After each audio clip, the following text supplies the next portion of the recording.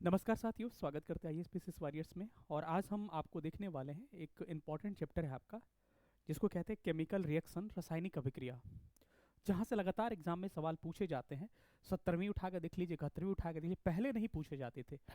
ये 10th class के NCERT का चैप्टर नंबर 1 है और ये केमिस्ट्री का चैप्टर है, और यहाँ से पहले सवाल नहीं पूछे जाते थे, लेकिन आजकल जो है लगातार यहाँ से सवाल पूछे जा रहे हैं। तो थोड़ा सा इस बात को आपको ध्यान रखना है कि इसको थोड़ा सा ठीक से आपको पढ़ने की ज़रूरत है, नहीं तो क्या होगा, क्वेश्चन फंसने लगेंगे आपको। ठीक है, तो थोड़ा सा ध्यान से इसको देखते हैं हम लोग और पढ़ने की कोशिश करते हैं। आप चाहे एडीओ दे रहे हैं, चाहे टीआरई 4 देने वाले हैं, चाहे बीपीएससी 72 देने वाले हैं, हर जगह साइंस के प्रश्न यहाँ से पूछे जाते हैं। और मेरा यही मकसद है कि जितने भी टफ क्वेश्चन है ना, मैं उसको क्या करूँ, उसको मैं कराने की कोशिश कर रहा हूँ, ताकि आपको किसी तरह की समस्या, किसी तरह की परेशानी नहीं हो पाए। ठीक है, तो चलिए सेशन को स्टार्ट करते हैं। जो लोग भी नए होंगे, चैनल को सब्सक्राइब करिएगा, टेलीग्राम ग्रुप का लिंक है होगा नीचे डिस्क्रिप्शन में, ज्वाइन करिएगा। और मेरा वादा है कि अगर केमिस्ट्री का सी भी नहीं आता होगा, तब भी आप क्या कर सकते हैं, आसानी से चीज़ों को मतलब कि समझ सकते हैं। ठीक है, बस ये बात मेरा वादा है। ठीक है, बस आपसे एक गुजारिश है कि आपको क्या करना है, कमेंट जरूर करना है, तभी हमारा सीरीज ये कंटिन्यू रहेगा। अगर कमेंट करिएगा तभी। ठीक है, चलिए हम लोग स्टार्ट करते हैं सेशन को, देखते हैं। और आपको किसी तरह की अगर कोई भी एडवाइस चाहिए तो आपको मैं बता दूं कि सबसे पहले आपको क्या करना है। मैं आपको एक चीज़ दिखा रहा हूँ। सेशन को तो हम लोग स्टार्ट करेंगे, साथ ही साथ अगर हमारे किसी भी बैचेस को इनरोल करना अगर आप चाहते हैं, तो ये आपको 8 मार्च से हमारा बैच स्टार्ट हो रहा है, जिसको प्रॉपर तरीके से हम लोग उसमें चीज़ों को पढ़ाएंगे। ठीक है, तो 1799 आपका प्रीलिम्स का फी है। हमारे ओल्ड स्टूडेंट तो 1500 है। 3499 जो है प्रीलिम्स का मेंस का है। 91 17 16 63 47 पर व्हाट्सअप करके हमसे जुड़ सकते हैं। ठीक है, साथ ही साथ आप देख सकते हैं इसमें क्या क्या मिलेगा। ऑनलाइन मोड में होगा, 2 क्लासेस डेली होंगे, live classes plus recorded classes मिलेंगे। साथ में साथ टॉपिक वाइज नोट्स कराया दिया जाएगा, टॉपिक वाइज टेस्ट कराया जाएगा, मंथली टेस्ट होगा, एनसीईआरटी बेस्ड होगा, पीवाईक्यू एनालिसिस, 1-to-1 मेंटरशिप। 1799 फी है इसका। और मैं वादा करता हूँ कि 1799 में आपको 17,000 से यदि अधिक का चीज़ें नहीं करा दिया तो फिर आके इसी वीडियो पे कमेंट करिएगा। ठीक है, चलिए सेशन को स्टार्ट करते हैं। साथ ही साथ आपको एक टीआरई का बैच है, सेम फैसिलिटीज़ मिलेंगे। टीआरई का 999 आपका क्या है, इसका फी रखा गया है। इसी नंबर पे संपर्क करके हमसे एडमिशन ले सकते हैं। एप्लीकेशन हमारा आएगा तो उसमें हो सकता है कि सर्वर चार्ज, जीएसटी वगैरह जुड़ जाए। अगर एडमिशन चाहते हो तो इस व्हाट्सएप पे आप हमको मैसेज करिएगा, वहाँ से हम एडमिशन आपको इनरोल करवा देंगे। ठीक है, चलिए आते हैं और पहले क्वेश्चन को देखते हैं कि पहला क्वेश्चन हमारा क्या कह रहा है। पहला क्वेश्चन आपको स्क्रीन पे दिख रहा होगा, जिसमें कह रहा है कि CaCO3 कैल्शियम कार्बोनेट को जब तोड़ा जाता है तो calcium oxide plus CO2 carbon dioxide gas निकलता है। तो कह रहा है कि is an example of which type of reaction, यह एक किस प्रकार की अभिक्रिया का क्या है, उदाहरण है। आपसे ये पूछा है कि किस प्रकार की अभिक्रिया का ये क्या है, उदाहरण है। ठीक है, तो अब मैं आपको कुछ बातें बताता हूं। देखिए, अगर कोई चीज टूटती है ना, और टूट के चीज इसलिए कह रहा हूं कि चीजें समझ में आए, टूट के दो चीजों में कन्वर्ट होती है तो उसको क्या कहा जाता है, डिकम्पोजिशन, अपघटन कहा जाता है।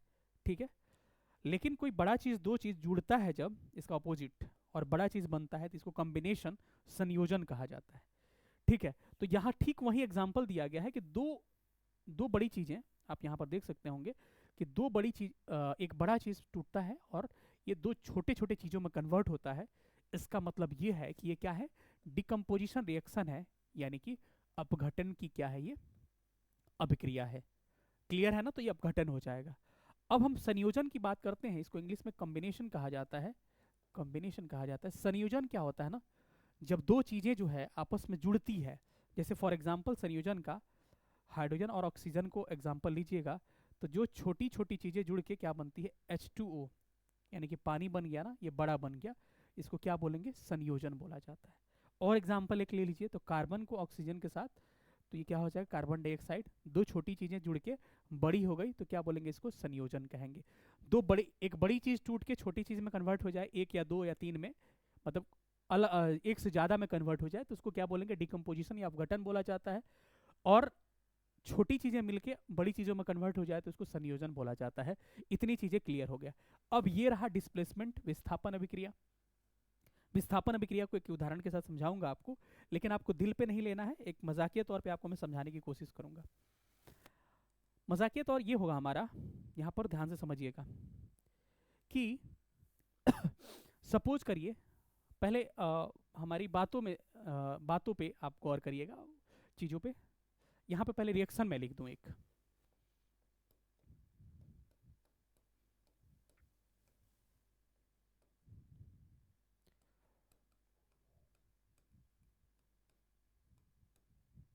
ठीक है।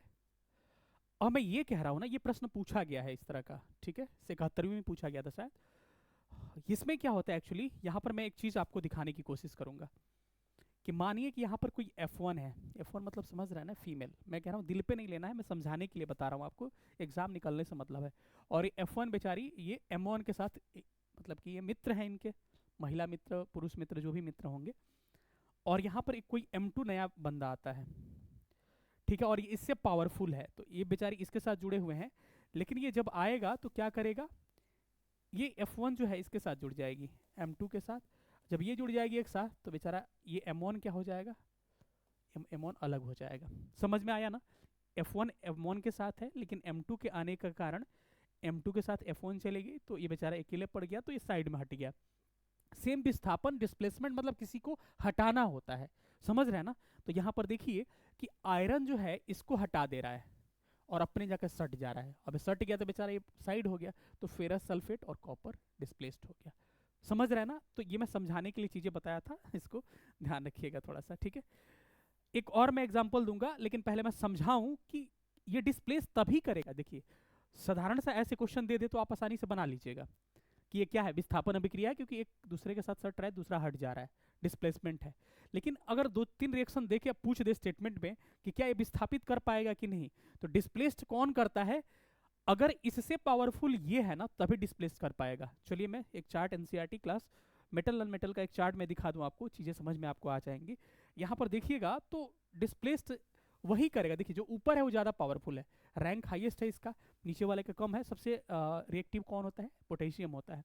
तो जो डिस्प्लेस्ड हम लोग करवाए यहाँ क्या था, कॉपर था, और ये क्या है, आयरन है। तो इससे ऊपर है ना तभी डिस्प्लेस कर पाया ये, ठीक है। जैसे जिंक है, ये भी ऊपर है, ये भी डिस्प्लेस कर देगा। लेकिन अगर कॉपर के साथ कॉपर सल्फेट दिया था, उसके साथ अगर एजी लग जाता, अगर सिल्वर लग जाता, उसको डिस्प्लेस नहीं कर पाता। क्यों, क्योंकि इससे नीचे है, नीचे की चीजें इसको डिस्प्लेस ऊपर वाले को नहीं कर पाई। कोई भी हो जाएगा, इसमें से कोई भी उदाहरण दिया जा सकता है, ठीक है। अगर लोहा ही है, यहाँ आयरन लगा रहे थे ना, लेकिन मैग्नीशियम लगा होता उसके साथ, तो इस मैग्नीशियम को लोहा नहीं हटा पाता, क्योंकि लोहा से मैग्नीशियम ऊपर है, आयरन से ऊपर है, ठीक है। तो याद रखिएगा जो ऊपर है वही डिस्प्लेस कर पाएगा। चीजें समझ में आ गई। एक और उदाहरण लेके समझाता हूँ आपको। यहाँ जिंक है और फिर यहाँ कॉपर सल्फेट है, तो क्या ये डिस्प्लेस कर पाएगा, तो जिंक को पावरफुल होना पड़ेगा तभी कॉपर को डिस्प्लेस कर पाएगा। यहाँ पर देखिए जिंक पावरफुल है कॉपर से, तो इसको क्या कर देगा, डिस्प्लेस कर देगा, ठीक है। कॉपर नीचे चला जा रहा है, तो यहाँ पे डिस्प्लेसमेंट रिएक्शन हो जाएगा, ध्यान रखिएगा। तो क्या बन जाएगा, जिंक सल्फेट बन जाएगा और बेचारा कॉपर साइड हो जाएगा। ये सारे रिएक्शंस को हम कहते हैं विस्थापन अभिक्रिया। एक होता है डबल डिस्प्लेसमेंट, द्विविस्थापन। दो लोग क्या करते हैं, उसमें विस्थापित करते हैं। चलिए चीजों को मैं समझाने की कोशिश करता हूँ और एक उदाहरण के साथ आपको मैं समझाता हूँ, ठीक है। बेरियम सल्फेट का एक उदाहरण देकर आपको समझाऊं ताकि चीजें आपको ज्यादा क्लियर हो जाए। देखिए इसका एग्जाम्पल आपको, देखिए सारी किताबें आपको आपके सामने रखी गई है और सारी किताबों के माध्यम से ही हम क्या कर रहे हैं, आपको सारा डील कर रहे हैं। देखिए ऐसे नहीं होता है, एनसीईआरटी सारा रखा हुआ है और एक्सरसाइज भी कराऊंगा यहाँ से, क्वेश्चन जो भी है एक्सरसाइज में सारा यहाँ से मैं कराते चलूंगा कि किसी तरह की दिक्कत परेशानी ना हो।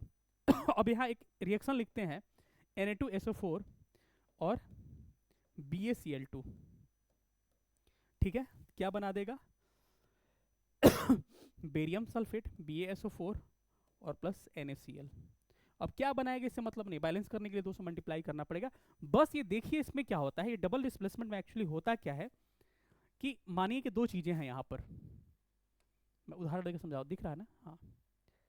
यहाँ M1 है, यहाँ F1 है, यहाँ M1 है, यहाँ F2 है, यहाँ M2 है। अब एक्चुअली क्या है, ये इसके साथ जुड़ी हुई हैं और ये इनके साथ जुड़ी हुई हैं, F1 M1 के साथ जुड़ी हुई हैं और F2 M2 के साथ जुड़ी हुई हैं। लेकिन हो सकता है कि इनका रिप्लेसमेंट आपस में हो जाए, समझ ही रहे हैं। तो F2 चले जाएंगे M1 के साथ और M2 चले जाएंगे F1 के साथ, तो क्या हो जाएगा F2 M1 और ये क्या हो जाएगा F1 M2। मतलब एक दूसरे को विस्थापित कर देंगे। मतलब हो गया ना, 4 लोग अगर बैठे हैं तो वो कहेगा कि वो उसके जगह पे चला जाए, उसके जगह पे चला जाए, मतलब डबल डिस्प्लेसमेंट हो रहा है। मतलब ये भी जा रहा है, ये भी जा रहा है, कहीं अलग थलग नहीं हो रहा। डिस्प्लेसमेंट में क्या था, अलग थलग हो रहा था। यहाँ पर देखिए ना, यहाँ सल्फर, ये सल्फेट, ये SO4 जो है ये Ba के साथ आ गया, इसके साथ वाले के साथ चला गया, और ये Cl2 जो है इसके साथ वाले के साथ चला गया, तो ये बेरियम सल्फेट बन गया, और यहाँ पे क्या बना, नमक बन गया, NaCl बन गया। तो इसी को क्या बोलते हैं, इसको बोलते हैं double displacement reaction. Double displacement reaction यानी द्विविस्थापन अभिक्रिया इसे कहा जाता है। चीजें समझ में आपको मुझे लग रहा है कि आ गई होगी। तो क्या आपने सीखा संयोजन, कॉम्बिनेशन, दो जुड़ता है, डिकम्पोजिशन यानी कि अपघटन, टूट के दो में या तीन में या एक से ज्यादा में कन्वर्ट होता है, डिस्प्लेसमेंट एक को डिस्प्लेस करता है, डबल डिस्प्लेसमेंट दो को डिस्प्लेस करता है। ठीक है, अब आगे जाएंगे तो कुछ कुछ चीजें और हम लोग देखेंगे, पहले इस पे क्वेश्चन करिए, तब चीजें आपको समझ में आएंगी कि आपने बना रहा है कि नहीं, आपसे बन रहा है कि नहीं। चलिए उदाहरण आपके सामने है, ये एनसीईआरटी की एक्सरसाइज है, मैं सामने से सारा प्रिंट कराया हूँ इसको। Fe2O3 plus 2Al Al2O3 plus 2Fe किस प्रकार की अभिक्रिया है? Fe इज तो विच टाइप ऑफ रिएक्शन बताइए तो। अरे भाई आसानी से जवाब दे सकते हैं ना, इसके साथ ये आ गया और ये बेचारा इसको अलग कर दिया, तो किस तरह का अभिक्रिया होगा ये आयरन को डिस्प्लेस कर दिया ना, अलग हो गया आयरन जाके, तो क्या होगा, ये विस्थापन अभिक्रिया यानी कि डिस्प्लेसमेंट क्या हो जाएगा, रिएक्शन हो जाएगा। इस बात को आपको ध्यान रखनी है। ठीक है, चलिए अच्छा एक बैलेंस करने वाला हम लोग थोड़ा सा देख लेते हैं। एक बैलेंसिंग ऑफ इक्वेशन भी हमारे पास पड़ा हुआ था जो कि एनसीईआरटी से, इसको भी उठाया, हो सकता है बैलेंस करने के लिए पूछ दे। ठीक है, अब इस रिएक्शन को आपको बैलेंस करना है। कह रहा है कि BaCl2 H2SO4 BaSO4 HCl। Balance का मतलब हो गया दोनों तरफ क्या हो, चीजें समान हो। दोनों तरफ चीजें कब समान होगी, देखिए यहाँ Ba 1 है, यहाँ Ba 1 है, कोई दिक्कत नहीं है। यहाँ Cl2 2 है, यहाँ Cl2 1 है, तो क्या यहाँ 2 से मल्टीप्लाई कर देंगे तो क्या हो जाएगा, Cl2 2 हो जाएगा। Cl2 2 हो गया, यहाँ तक क्लियर कर लिए। H2 2 है, यहाँ H2 2 हो गया, 2 जुड़ गया है ना यहाँ से। S1 है, S1 है, 4 है, तो क्या हो गया, ये बैलेंस रिएक्शन हो गया। तो बैलेंस करना भी सीख लीजिए, हो सकता है कि बैलेंस करने के लिए चीजें आपको एग्जाम में क्या करे, पूछ दे कभी, तो आप कंफ्यूज मत करिएगा। ठीक है, अब आगे बढ़ते हैं, एक और क्वेश्चन देखते हैं, ये वाला।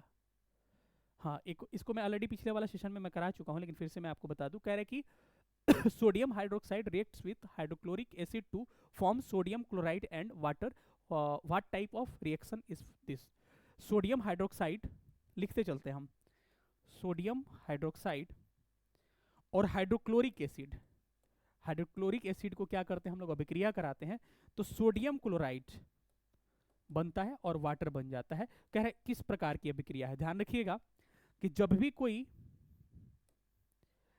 कोई बेस का रिएक्शन किसी एसिड के साथ कराते हैं, ठीक है, किसी क्षार का किसी अम्ल के साथ रिएक्शन कराते हैं, एसिड बेस साल्ट में मैं पढ़ा चुका हूं, नहीं देखें तो जाके मेरा वीडियो वाले सेक्शन में जाके देख लीजिए। किसी भी बेस का किसी एसिड के साथ रिएक्शन अगर कराते हैं तो साल्ट बनता है, नमक बनता है और पानी निकलता है, और ऐसे अभिक्रिया को जल अभिक्रिया को क्या बोलते हैं, उदासीनीकरण, उदासीनीकरण कहा जाता है, न्यूट्रलाइजेशन रिएक्शन कहा जाता है। समझ गया ना, ध्यान रखिएगा। तो क्या हो जाएगा, ये उदासीनीकरण यानी कि न्यूट्रलाइजेशन रिएक्शन, इसका क्या होगा, बिल्कुल सही जवाब हो जाएगा। करना है ये तो नोट कर लीजिए। ठीक है चलिए अब अगले सवाल पे हम लोग चलते हैं। अगला सवाल ये इंपॉर्टेंट है, कह रहा है कि कॉपर H2O किस प्रकार की अभिक्रिया है, CuO प्लस H2, इस तरह से आपको दिया गया है। इसका मतलब आप समझ पा रहे हैं ना कि ये रिएक्शन याद रखिए, वो छोड़िए, कॉपर जो है H2O हो गया और इधर क्या बन गया, CuO प्लस H2। कह रहा है ये किस प्रकार की अभिक्रिया है। अब कई लोग कहेंगे विस्थापन है, कई लोग कहेंगे, देखिए एक अभिक्रिया में कई तरह की अभिक्रियाएं हो सकती हैं, लेकिन फोकस करिएगा तो यहाँ पूछने का अर्थ आपको देखिएगा अपचयन, उपचयन यानी कि oxidation, reduction, displacement reaction, combination reaction, हर तरह का अभिक्रिया है। ठीक है, ये दे रखा है आपको। तो यहाँ पर अगर हम सॉल्व करने की कोशिश करते हैं, अगर देखिए अपचयन यानी कि रिडक्शन क्या होता है, किसी चीज में अगर हाइड्रोजन को ऐड करते हैं ना या ऑक्सीजन को हटाते हैं, दोबारा सुनिए, किसी चीज में अगर हाइड्रोजन को ऐड करते हैं या ऑक्सीजन को हटाते हैं तो अपचयन यानी कि रिडक्शन अभिक्रिया कहलाया जाएगा, यानी कि ऑक्सीजन हट रहा है या हाइड्रोजन जुड़ रहा है। उपचयन ऑक्सीडेशन क्या होता है, ऑक्सीडेशन, ऑक्सीजन जुड़ता है या हाइड्रोजन क्या होता है, हटता है, उसको क्या बोलते हैं हम लोग, ऑक्सीडेशन रिएक्शन कहते हैं। जहां दोनों होता है उसको रेडॉक्स रिएक्शन कहा जाता है, रेडॉक्स अभिक्रिया कहा जाता है। चलिए यहाँ हम लोग चेक करके देखते हैं कि यहाँ पर एक्चुअली होगा क्या होगा। ठीक है, तो यहाँ पर चेक करिएगा तो आप देख सकते हैं कि देखिए कॉपर के साथ इस साइड जाइए तो कॉपर के साथ ऑक्सीजन जुड़ गया, तो कॉपर का क्या हो रहा है, यहाँ पर ऑक्सीडेशन हो रहा है, उपचयन हो रहा है, क्योंकि यहाँ इसके साथ ऑक्सीजन जुड़ रहा है। तो मैंने कहा कि ऑक्सीजन जुड़े या हाइड्रोजन हटे, क्या कहते हैं, ऑक्सीडेशन कहते हैं। और यहाँ देखिए तो इसके साथ ऑक्सीजन हट गया, H2 के साथ ऑक्सीजन पहले था ना, तो H2 का क्या हो रहा है, ये आपका रिडक्शन हो रहा है। तो जहां पर दोनों अभिक्रियाएं होती है एक रिएक्शन में, उसको रिडक्स रिएक्शन कहा जाता है। तो एक तरह का क्या है, ये रेडॉक्स रिएक्शन का एग्जांपल है, जो कि ऑप्शन में नहीं है। तो ये अपचयन भी है, उपचयन भी है, ऑक्सीडेशन भी है, रिडक्शन भी है। ठीक है, तो इस तरह से इसका जवाब आप दे सकते हैं। ठीक है, चलिए और भी कोई क्वेश्चन है क्या हमारे पास? हाँ बिल्कुल है, अब तो लाजवाब प्रश्न है हमारे पास। चलिए ये वाला प्रश्न आपके सामने आ गया, जिसमें कह रहा है कि Na2SO4 सोडियम सल्फेट को PaCl2 के साथ अभिक्रिया कराया जाए। तो ये सेम रिएक्शन मैंने आपको करा दिया, तो आप जवाब दे ही दीजिएगा। अब इसके ये वाला किसके साथ चला गया, इसके साथ चला गया, ये वाला किसके साथ चला गया, इसके साथ चला गया। डबल डिस्प्लेसमेंट रिएक्शन है, द्विविस्थापन अभिक्रिया है, ध्यान रखिएगा। ठीक है, इस तरह से चीजों को मैं खुद पढ़ाता हूं और एनसीईआरटी को सामने लेके बैठा हूं। चलिए एनसीईआरटी से एक क्वेश्चन आपको करते हैं और देखते हैं कि चीजें आपको समझ में आ रही कि नहीं। क्वेश्चन क्या है कि which of the following statement about the reaction below are incorrect. ये तो मैं करा चुका हूं, ये करा चुका हूं। ठीक है, तीसरा question, what happens when dilute hydrochloric acid is added to iron filings strike the right answer. देखिए कह रहा है कि अगर, हिंदी में भी बोलता है, चलो इंग्लिश वाले हिंदी वाले गुस्सा हो जाएंगे, अगर हम हाइड्रोक्लोरिक एसिड पे अगर हम आयरन को डालते हैं, ठीक है, तो ये कह रहा है कि क्या बनेगा। ठीक है, क्या होगा ये पूछा है। तो कह रहा है कि हाइड्रोजन गैस निकलेगा, आयरन क्लोराइड बनेगा, एंड ऑप्शन इसका दिया, ऑप्शन छड़ी ऐसे ही बताते हैं। ऑलरेडी मैं इसको बता चुका हूं पिछले क्लास में, एसिड बेस में मैंने क्या बताया था कि किसी भी मेटल को, मैंने क्या बताया था, किसी भी मेटल को, किसी भी धातु को अगर किसी भी अम्ल एसिड के साथ रिएक्शन कराते हैं तो हाइड्रोजन गैस बनता है और साल्ट बनता है। तो यहां पे क्या बन जाएगा, FeCl2 बन जाएगा, यानी कि ये साल्ट एक तरह से हो गया, और गैस कौन सा निकलेगा, हाइड्रोजन गैस निकलेगा। और यहां से भी पीएससी सवाल पूछा गया है कि किसी भी अम्ल का किसी धातु के साथ अभिक्रिया अगर कराते हैं, किसी भी एसिड का अगर किसी मेटल के साथ रिएक्शन कराते हैं तो कौन सी गैस निकलती है, कौन सी गैस निकलती है, हाइड्रोजन गैस निकलती है। और ऐसे प्रश्न पूछे तो आप कंसेप्ट क्लियर रहेगा तो क्या करिएगा, कोई भी मेटल एक उठा लीजिएगा और कोई भी क्या करिएगा, यहां पर अम्ल ले लीजिएगा और रिएक्शन करा दीजिएगा, आपका निकल जाएगा। ठीक है, जैसे सोडियम ले लीजिएगा मेटल, हाइड्रोक्लोरिक एसिड, तो क्या होगा, सोडियम क्लोराइड बन जाएगा और यहाँ हाइड्रोजन गैस निकल जाएगा। तो रटने की जरूरत नहीं है, यहाँ डायरेक्ट आप क्या कर सकते हैं, चीजों को फाइंड कर सकते हैं। तो ऐसी चीजें ना समझना पड़ेगा, आपको पढ़ना पड़ेगा, तब जाके चीजें समझ में आएगी। ठीक है, तो थोड़ा सा ठीक से पढ़िएगा तभी बन पाएगा। फिर से मैं कह रहा हूं कि अगर मैं खुद पढ़ाऊंगा और ऐसे पढ़ाऊंगा, ये तो आपको नॉर्मल MCQs है, और डीप में जाके और चीजों को हम एनालिसिस करके to the point 2D NCERT पढ़ाएंगे। NCERT नहीं करोगे भाई रिजल्ट नहीं होगा, लिख के रख लीजिए आप। ठीक है, तो मेरे बैचेस के साथ एनरोल करना चाहते हैं तो इस नंबर पे 9117166347 पे आपको व्हाट्सअप करना होगा और इससे एनरोल करना होगा। लाजवाब पढ़ाएंगे, चाहे केमिस्ट्री हो गया चाहे फिजिक्स हो गया। कल एक फिजिक्स का सेशन लेके हम आपको सामने आने वाले हैं, उसके बाद एक बायोलॉजी का भी सेशन लेके आएंगे, फिर एक रिवर का भी टॉपिक लेके आएंगे, और पूरा नदी को आपको घुमा के सारा गंगा जमुना ब्रह्मपुत्र को गिरा देंगे। ठीक है, तो आप चाहें तो यहाँ से आप इनरोल हमसे कर सकते हैं। फैसिलिटीज़ मैंने बता ही दिया कि क्या क्या आपको मिलेंगे। 8 मार्च से स्टार्ट हो रहा है, फी है 1799, बहुत सारी चीज़ें आपको मिल जाएगी इसमें। चलिए स्क्रीनशॉट लेना है तो ले सकते हैं आप। क्वेश्चन पे आते हैं, कुछ क्वेश्चन छूटा होगा उसको हम लोग करते हैं। ठीक है, चलिए हाँ ये प्रश्न है, ये प्रश्न कह रहा है कि what substances is formed when chlorine gas reacts with dry select lime. Select lime का मतलब समझ रहे हैं ना, स्लैक्ट लाइम का मतलब क्या होता है, स्लैक्ट लाइम का मतलब होता है बुझा हुआ चूना। क्विक लाइम का मतलब क्या होता है, अनबुझा चूना। ठीक है, तो प्रश्न यही कह रहा है कि मतलब ये सीधी सी बातें कह रहा है कि व्हाट इज सबस्टेंसेज फॉर्म, शुष्क बुझे हुए चूने पर क्लोरीन गैस प्रवाहित करने पर क्या बनता है। शुष्क बुझा हुआ चूना ये हो गया, अनबुझा क्या होता है, CaO होता है। और इस पे अगर क्लोरीन गैस हम अगर प्रवाहित करते हैं तो पिछले सेशन में इसका आंसर मैं दे चुका हूं कि क्या बनेगा, बताइए क्या बनेगा। इससे क्या होता है, विरंजक चूर्ण का क्या होता है, फॉर्मेशन होता है। किसका, विरंजक चूर्ण का फॉर्मेशन होता है। पिछले क्लास में मैं आपको बता चुका हूं कि बुझे हुए चूने पर जब हम क्लोरीन गैस प्रवाहित करते हैं तो क्या बनता है, विरंजक चूर्ण बनता है, मैं पढ़ा चुका हूं एसिड बेस साल्ट में। तो राइट आंसर क्या हो जाएगा, ऑप्शन नंबर ए हो जाएगा। ठीक है, कुछ बचा हुआ क्वेश्चन है क्या और? हम्म,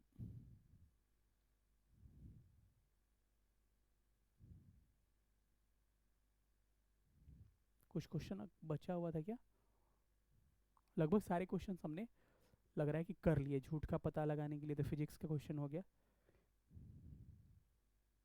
हाँ चलिए एक एक इसको कर लीजिए, ये थोड़ा सा अलग है, इस टॉपिक का नहीं है। The chemical substances used to fixer of photography, photography को स्थिर करने में प्रयुक्त होने वाला रासायनिक पदार्थ क्या है? बोरेक्स, सोडियम टेट्राथोनेट, क्या हो जाएगा, सोडियम थायोसल्फेट। पिछले क्लास में मैंने बताया भी था कि इसको क्या कहते हैं। सोडियम थायोसल्फेट को किस नाम से जानते हैं, आप कमेंट करके बताइएगा, क्योंकि एसिड बेस साल्ट में मैं इसको बता चुका हूँ। ठीक है, तो इसको बताना है कमेंट करके, इसको किस नाम से और जानते हैं। ठीक है, तो ये रहा हमारा सेशन। कैसा लगा सेशन, सब लोग बताइएगा। मिलेंगे किसी अगले सेशन में, तब तक अपना ख्याल रखिएगा। और सेशन कैसा लगा जरूर कमेंट बॉक्स में बताइएगा कि कैसा लगा सेशन, क्योंकि इससे क्या होता है, हम लोग को मोटिवेशन मिलता है। और हम लोग युवा हैं और चाहते हैं चीज़ों को अलग तरीके से कराएं, स्टूडेंट की समस्या को समझें और उस चीज़ के रूप में आपको दें, ताकि किसी तरह की समस्या ना हो और आपका प्रीलिम्स क्लियर हो। ठीक है, बाकी मेंस का भी क्लास आपको लेके दिखाएंगे, साइंस टेक का किसी दिन क्लास लेके हम आ रहे हैं। समय की थोड़ी सी पाबंदी है, हर चीज़ एक साथ करना थोड़ा सा मुश्किल होता है। मिलेंगे किसी अगले सेशन में, तब तक अपना ख्याल रखिएगा। सेशन देखने के लिए बहुत बहुत धन्यवाद, थैंक यू सो मच, जय हिंद, लव यू ऑल।